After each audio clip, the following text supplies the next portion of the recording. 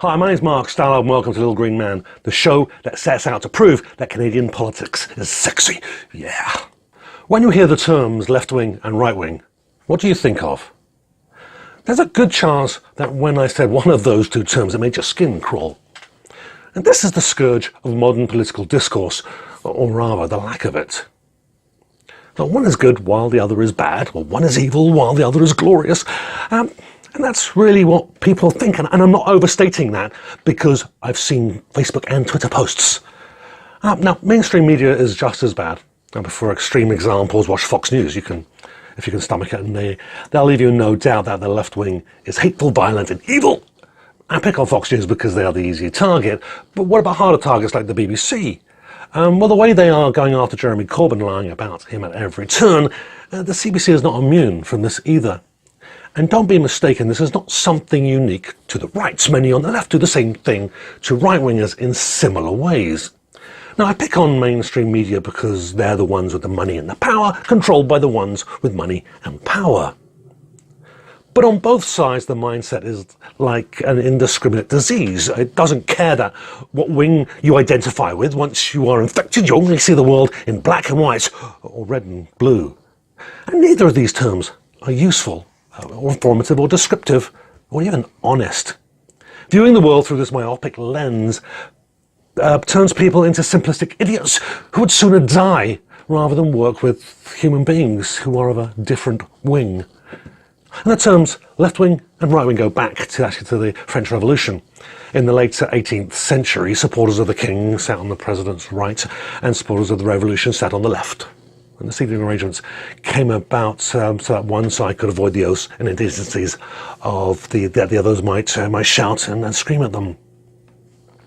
In simplistic terms, you could say it was the people who had been downtrodden and abused to the point of violent revolution sat to the left, and those who were loyal to religion and the king sat on the right.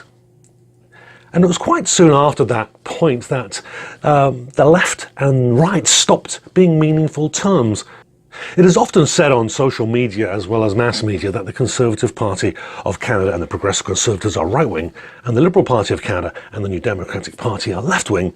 But this is ludicrously false, so from my point of view, there are very few differences between the parties, like the Republicans and Democrats in the US. All parties are horrifically neoliberal at their core. Now, since the 1980s, the Republicans and Democrats in the US, the Conservatives and Labour in the UK, and the Conservatives and Liberals here in Canada have become so similar in their neoliberal policies that there are virtually no differences between them. The policies of Margaret Thatcher and Ronald Reagan and later Brian Mulroney in Canada dragged pretty much all political parties to the extreme right, so that both Reagan and Thatcher now seem like moderates. Of course, Jeremy Corbyn is doing his best to return Labour to its roots, but he's having a very difficult fight of it. Even the die-hard neoliberals in his own party, the Workers' Party it's supposed to be, they're resisting. So back in Canada, Conservatives and their social media proponents are quick to finger Justin Trudeau's Liberal Party and shout left-wing. I mean, it's comical in its theatrical insincerity. The Liberal Party are arguably right of centre at best, and that's probably giving them way too much credit. Now, Conservatives only see the Liberals as left, but only because of how far further right they have shifted in the past few decades. The reality is the current policies of both parties, if viewed in the 1960s, would have been considered extremely so far right as to be almost off the scale, and that's why terms left and right are devoid of any meaning for describing political differences. Rather than being absolute terms, they are actually relative terms. It depends completely upon where you stand and on which direction you're facing, or if you're standing up or laying down. I mean, Ryan reminds me really of the Sesame Street bigger, biggest. A rat is bigger than a mouse, but it's tiny when compared to an elephant. And an elephant is minuscule when compared to a planet, and, well, so on. So these terms are only meaningful when you have an agreed point of reference. Does anyone know where the centre is? Or what the centre is? And unless we agree on where that is, left and right are meaningless. There is another dynamic of those terms. They exist solely to divide people into factions, like fans of sports teams. Go Reds go, or come on you Blues. And like some sports team fans, anything to do with the other team is wrong. Everything they say and do is wrong, even if they are 100% correct. Because never the twain shall meet. Not because they can't, not because they won't. They're so ingrained, has this divide become, that it stops conversation before it can begin. As long as undefined labels like left and right are used to determine identity, then anyone's true identity will never be allowed to be seen. Because if you have a choice of one or the other, then there's no room for nuance. And if there is no room for nuance, there will never ever be honesty. Because no belief system is purely binary. That is the lie. Cast your mind back to a previous election. Now picture your street with all the political party signs, the red signs, the blue signs, the orange signs. One house has a blue sign, the one next to it has a red, and a few houses across the street have alternating colours. Some houses have multiple signs in the front yard. People in the same house are at odds. And here is where this stupid left-right divide has proven to be a big pile of manure. Pretty much everyone who lives on your street will benefit by the same political actions that will benefit you. Yet, here you are divided.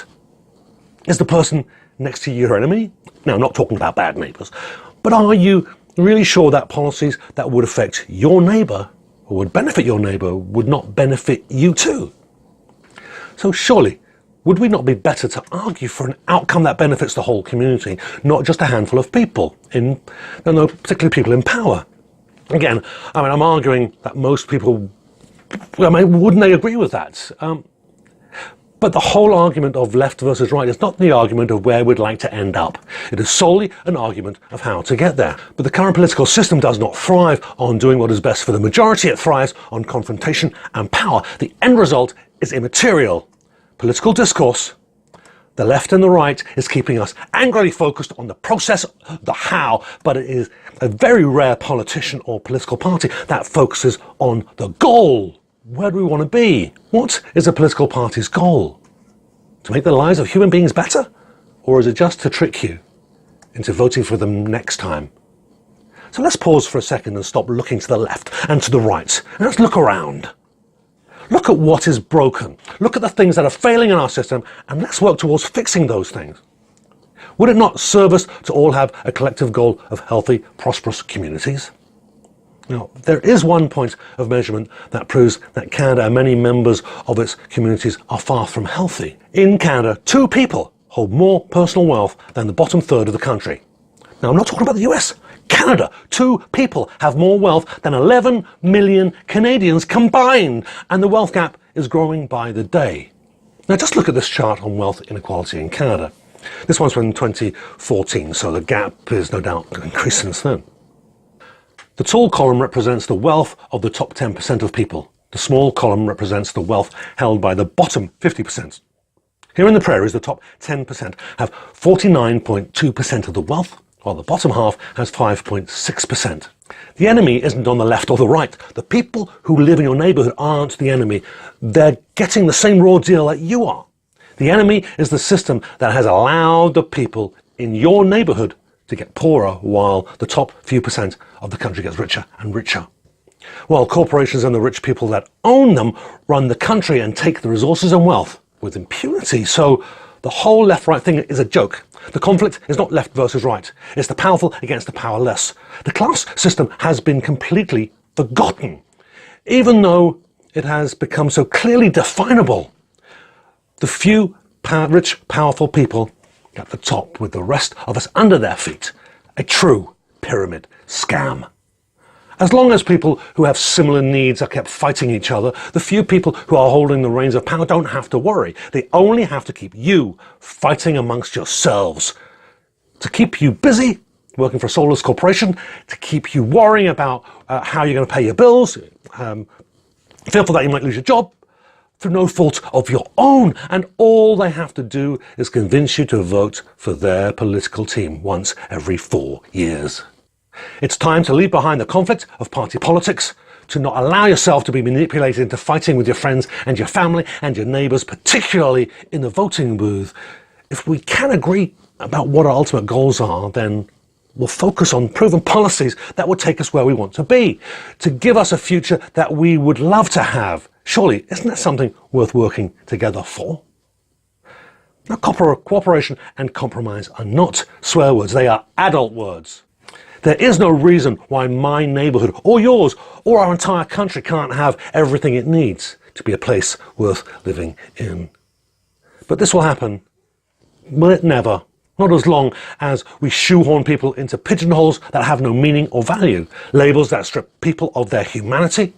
It will never happen as long as we refuse to look out of our own pigeonholes to recognise that people on both the left and right are human beings. So rather than thinking about the world with a pointless and harmful binary scale like left versus right, red versus blue, look at your neighbour and forget name calling completely. Cooperation, working together, is the only way we have a future.